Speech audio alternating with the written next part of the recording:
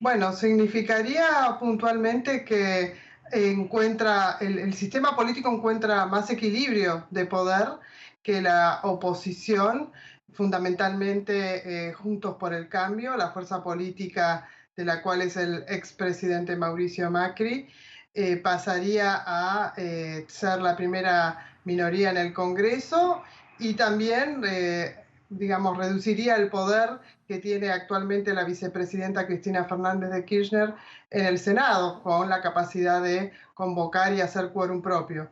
Así que lo que se lograría fundamentalmente es mayor equilibrio y, por supuesto, control en las iniciativas legislativas.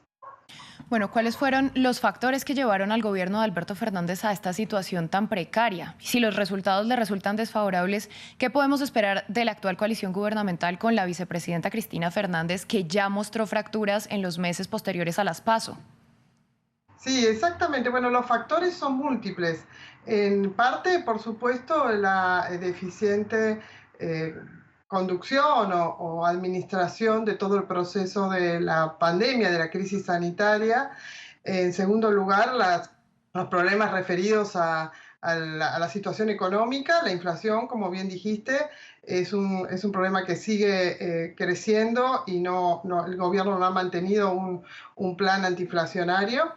Y por supuesto también tiene que ver el problema del empleo, es decir, hay una agenda económica y social que incluye también la gestión de la crisis sanitaria, que en conjunto ha creado muchísimo malestar en la sociedad argentina.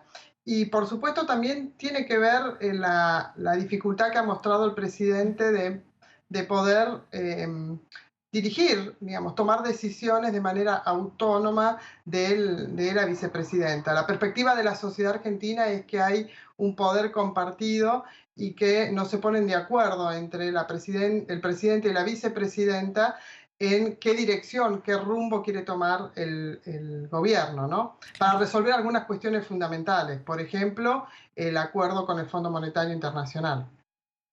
Analistas aseguran que estas elecciones podrían llevar a una inestabilidad política aún mayor a la que ya se vive y que se une a lo que ya estábamos mencionando, la inflación, el desempleo y la deuda, por ejemplo.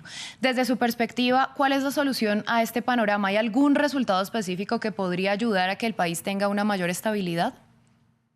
Bueno, es cierto que después de los resultados de las primarias, que fue de alguna manera fue una sorpresa, un golpe electoral para el presidente Fernández, las semanas siguientes fueron bastante inestables, con renuncias de parte del gabinete que finalmente no aceptó, una carta de la vicepresidenta que tomaba distancia del presidente Fernández. Es decir, después de las primarias hubo ya un fuerte cimbronazo político de reacción al resultado adverso que tuvo el gobierno. Lo que se espera de aquí en más es que el gobierno tenga que, si efectivamente se confirman los resultados que ya tuvo en las primarias y los resultados de hoy son en la misma dirección, se espera que el gobierno transite los 2 próximos años que terminan su mandato con mucha inestabilidad. Si no logra precisamente resolver los conflictos que tiene hacia adentro de la propia coalición de gobierno.